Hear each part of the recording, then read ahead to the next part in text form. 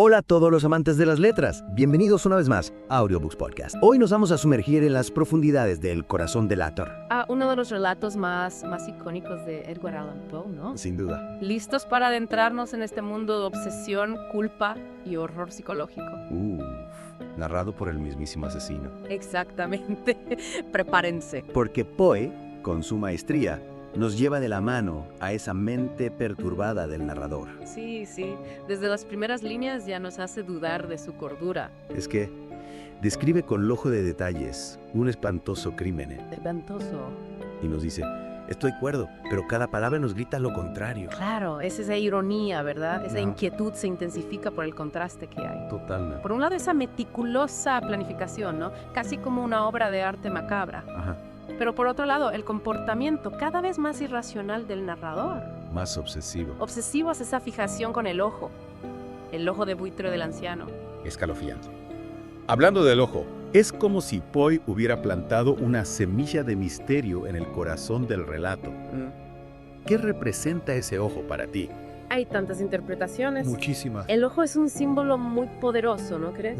Para algunos representa la culpa del narrador, Es como si lo observara. como si lo persiguiera. La mirada acusadora de su propia conciencia. Exactamente. Es como si el ojo fuera un espejo donde ve reflejada su culpa. Sí. Pero también he leído que algunos lo interpretan como un símbolo de la verdad. Interesante. Esa verdad que el narrador intenta ocultar. Me gusta esa interpretación. Sí. El ojo como la verdad incómoda que el narrador intenta eliminar para callar su culpa. Claro. No olvidemos que también puede ser una representación del poder, ¿no? Claro. La mirada opresiva de una figura de autoridad. Incluso se ha llegado a conectar con la compleja relación de Poe con su padre adoptivo. Hay tantas capas de significado en un solo detalle. Muchísimas. Poe nos invita a leer entre líneas, a buscar el significado detrás de cada símbolo. Totalmente. Y hablando de Poe como maestro de la atmósfera, ¿cómo olvidar el uso magistral del sonido? Sobre todo de ese latido del corazón, Ahí está la genialidad de Poe, ¿no? Un sonido imaginario que se intensifica, que se vuelve ensordecedor. ensordecedor en la mente del narrador y por supuesto también en la nuestra. En la nuestra también. Es como si Poe nos sumergiera en esa paranoia del personaje, haciéndonos sentir esa angustia. Esa agonía. Exactamente. Es como si pudiéramos escucharlo nosotros mismos. Ese latido.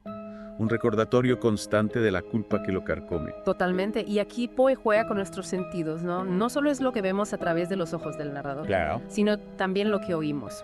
Es una experiencia sensorial completa que nos atrapa en esa espiral descendente del personaje hacia la locura. Hacia la locura. Y creo que este es un buen momento para hablar de la maestría de Poe con la narración en primera persona, porque nos lleva directamente a la mente del personaje. Sí, nos hace cómplices ¿Verdad? De sus miedos. de su locura. Es su locura. Es una técnica que nos genera una sensación de claustrofobia, ¿no? De intimidad. Casi insoportable, Estamos atrapados en la mente del narrador. sin posibilidad de escapar. Y eso nos lleva a la siguiente capa del relato, la perspectiva limitada. Ajá, Solo conocemos la historia a través de los ojos del narrador. claro. Un narrador que ya hemos establecido que no es confiable. No es para nada confiable. Entonces nos vemos obligados a cuestionarnos cada detalle. Cada palabra. Poe nos pone en la piel del detective, del lector activo, Exactamente. que debe discernir entre la realidad y la distorsión. Nos desafía a descifrar la verdad. Y eso hace que la historia sea aún más intrigante. Más cautivadora. Y creo que esa incertidumbre, esa falta de respuestas fáciles, es lo que hace que El corazón delator sea una obra tan fascinante. Sí. Nos obliga a reflexionar, a cuestionarnos nuestra propia percepción de la realidad. ¿Hasta dónde puede llegar la mente humana? ¿Dónde está la línea entre la cordura y la locura? Son preguntas que resuenan con fuerza, incluso hoy. Y aquí Poe nos muestra su maestría para explorar temas universales. Como la culpa, La conciencia. La fragilidad de la mente humana, Temas que siguen siendo relevantes. que nos interpelan como lectores. Como seres humanos. es que Poe, a pesar de escribir hace casi 2 siglos, logra capturar la esencia de la experiencia humana. Totalmente. Sus personajes son complejos, llenos de contradicciones, Somos nosotros mismos. como nosotros mismos. ¿Te imaginas vivir con esa culpa carcomiéndote por dentro? Uf, es una tortura. Sin duda. Y Poe lo plasma de manera magistral a través de la obsesión del narrador. Claro. No solo se trata del ojo, sino de la idea fija del pensamiento recurrente que lo lleva a cometer el acto más atroz. Exacto. Y esa obsesión, esa fijación, lo ciega por completo. Lo ciega, Le impide ver las consecuencias de sus actos. lo empuja al borde del abismo. Al borde del abismo. Y aquí Poe nos plantea otra pregunta fundamental. ¿Hasta qué punto controlamos nuestros propios impulsos? ¿Somos dueños de nuestras acciones o somos esclavos de nuestras obsesiones? De nuestros miedos más profundos. Es una pregunta que nos invita a la introspección, ¿verdad? Totalmente. A mirar dentro de nosotros mismos. A reconocer esas sombras, esas debilidades que todos tenemos. Claro, y creo que Poe, a través de este relato, nos invita a confrontar esa oscuridad. Confrontarla. No a temerla, sino a comprenderla. Aceptarla. Aceptar que la línea entre la cordura y la locura a veces es más delgada de lo que pensamos. Mucho más delgada. Y hablando de locura, no podemos dejar de lado el brillante uso del lenguaje por parte de Poe.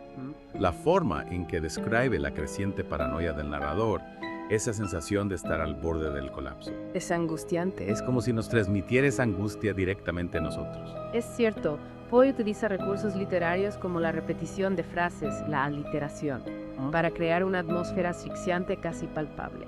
¿Recuerdas la descripción del latido del corazón? Esas palabras que se repiten, que martillan en nuestra mente, intensificando la tensión, la ansiedad del momento.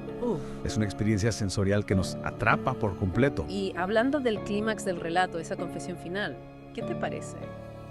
¿Crees que el narrador realmente quería ser descubierto?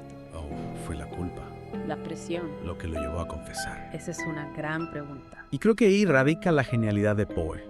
Sí, Nos deja con la duda, con la posibilidad de múltiples interpretaciones. claro. Por un lado, podemos pensar que el narrador en su locura no pudo soportar más el peso de su crimen. Ese latido imaginario se volvió insoportable. Insoportable lo empujó a confesar, Es como si su propia conciencia lo hubiera traicionado. como si la culpa fuera una fuerza imparable que lo obligó a enfrentar la verdad. Pero también podemos verlo desde otra perspectiva, Quizás el narrador en el fondo buscaba el castigo, la expiación por su crimen. la confesión como una forma de liberarse de esa carga, de esa culpa que lo atormentaba, Es interesante esa dualidad, ¿no? la culpa que lo condena. Y al mismo tiempo lo impulsa a buscar una salida, aunque sea a través del castigo. Y ahí Poe nos muestra la complejidad de la psique humana.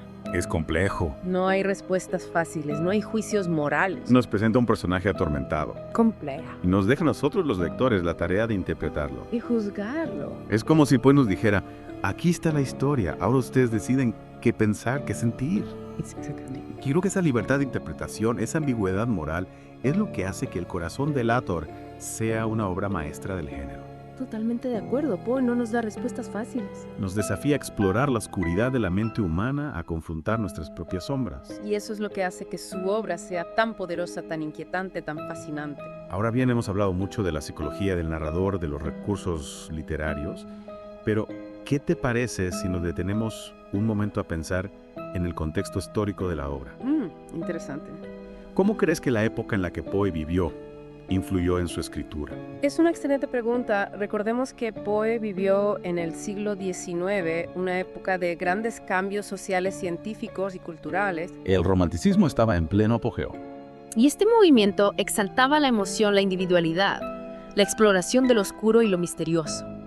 Y El corazón del Hathor encaja perfectamente en esa estética romántica, ¿verdad? Claro, con su enfoque en la psique atormentada del personaje, la exploración de la locura, la culpa, la obsesión. Exacto. Captura esa fascinación romántica por lo macabro, por los rincones más oscuros de la mente humana. Y no olvidemos que el siglo XIX también fue una época de grandes avances en el campo de la psicología. Es cierto, Freud estaba por llegar con sus teorías del inconsciente, pero ya había un creciente interés por entender la mente humana, sus motivaciones, sus patologías. Y Poe sin duda fue un pionero en explorar esos temas en la literatura. Sin duda, Poe se adelantó a su tiempo al explorar la mente humana con tanta profundidad. Sus relatos no solo nos entretienen, sino que también nos hacen reflexionar sobre la naturaleza humana. Sobre nuestra propia capacidad para el bien y el mal. Y esa exploración de la oscuridad, de la fragilidad de la mente humana sigue siendo relevante en la actualidad, ¿no crees? A pesar de los avances científicos, seguimos luchando con las mismas preguntas, con los mismos miedos, con las mismas obsesiones. Absolutamente. La obra de Poe nos recuerda que, en el fondo, somos seres complejos contradictorios. Capaces de las más grandes bondades. Y las más terribles atrocidades. Y esa dualidad, esa lucha interna, es lo que nos hace humanos. Es una reflexión poderosa, sin duda. Y creo que El corazón del éter es un ejemplo perfecto de cómo la literatura puede llevarnos a esos lugares oscuros, a esos rincones de la mente humana, donde nos enfrentamos a nuestros propios demonios. Exactamente. Poe, a través de su maestría narrativa, nos invita a un viaje inquietante, fascinante y, en última instancia, revelador. Nos muestra que el horror no siempre está afuera, sino que a veces reside en lo más profundo de nosotros mismos. En lo más profundo.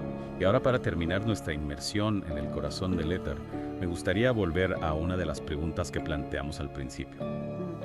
¿Pudo el narrador haber escapado a la culpa si no hubiera confesado? ¿Qué piensas tú? Es una pregunta que nos deja pensando, ¿verdad? La culpa, como hemos visto, es un tema central en el relato. Es la fuerza que impulsa al narrador. La que lo tortura, la que finalmente lo lleva a su perdición. Es como si la culpa fuera un personaje más en la historia, un ente invisible que lo acecha, que lo domina por completo. Y si lo pensamos bien, la culpa se está presente en nuestras vidas de muchas maneras. Es esa voz interior que nos juzga. Que nos recuerda nuestros errores, nuestras fallas. Es cierto, todos hemos experimentado la culpa en algún momento. Es una emoción poderosa. Que puede llevarnos a la redención. O a la autodestrucción. Exactamente. Y creo que Poe, a través del corazón de la Torah, nos muestra las dos caras de la culpa. La que nos atormenta. Nos paraliza, nos empuja a la locura. Y la que nos lleva a buscar, ¿verdad?, la justicia, la reparación. Es una reflexión profunda, sin duda, y creo que es un buen punto para cerrar nuestra inversión en este fascinante relato de Poe. El corazón del autor nos deja con más preguntas que respuestas. Nos obliga a mirar dentro de nosotros mismos, a confrontar nuestras propias sombras. Y esa, creo yo, es la marca de una gran obra literaria. Y fíjate, algo que me llama mucho la atención es que Poe no se limita a presentarnos un personaje malvado y ya. En cambio, nos invita a comprender las fuerzas internas, las obsesiones que lo llevaron a cometer ese acto terrible. Es cierto, y eso es lo que hace el corazón del Leitor tan fascinante. No es una simple historia de detectives o un cuento de terror al uso. No. Poe va mucho más allá, explorando la psicología del criminal, la lucha interna entre la razón y la locura. Exacto. Y creo que también es importante destacar el impacto que esta obra ha tenido en la cultura popular. Desde su publicación, El corazón del éter ha inspirado a innumerables artistas, escritores, cineastas. ¿Has visto alguna adaptación? Por supuesto. Hay versiones en cine, teatro, incluso cómics. Ah, mira. Y cada una de ellas nos ofrece una nueva perspectiva sobre la historia, jugando con los elementos clásicos del relato. La culpa, la paranoia, el ojo omnipresente. Es increíble cómo una historia tan breve puede tener un impacto tan duradero, ¿no? Es como si los temas que Poe exploró en El corazón del éter fueran universales, atemporales. Sin duda, la culpa, la locura, la obsesión son temas que siguen resonando en nosotros, que nos hacen reflexionar sobre la condición humana, y creo que esa es la razón por la que la obra de Poe sigue siendo tan relevante, tan vigente en el siglo XXI. Totalmente. Y bueno, creo que hemos cubierto bastante terreno en esta inmersión en el corazón del éter. Hemos explorado la mente del narrador, los símbolos, el contexto histórico, las diferentes interpretaciones. Y lo más importante, hemos reflexionado sobre los temas universales que Poe nos presenta con tanta maestría: la culpa, la locura, la fragilidad de la mente humana. Exacto, el corazón del éter nos deja con una sensación inquietante, pero también con una profunda admiración por la capacidad de Poe para explorar las zonas más oscuras de nuestra psique. Y nos recuerda que a veces el verdadero horror no se encuentra en lo sobrenatural, sino en lo más profundo de nosotros mismos. Bueno, ha sido un placer compartir este viaje literario contigo y con nuestros oyentes. Espero que les haya gustado esta inmersión en el corazón del autor. El placer ha sido mío. Y para terminar, invitamos a nuestros oyentes a compartir sus impresiones sobre este episodio. ¿Qué les ha parecido? ¿Qué otros temas les gustaría que exploráramos en Audiobooks Podcast? No olviden suscribirse a nuestro canal, dar like y compartir este episodio con otros amantes de la literatura. Hasta la próxima.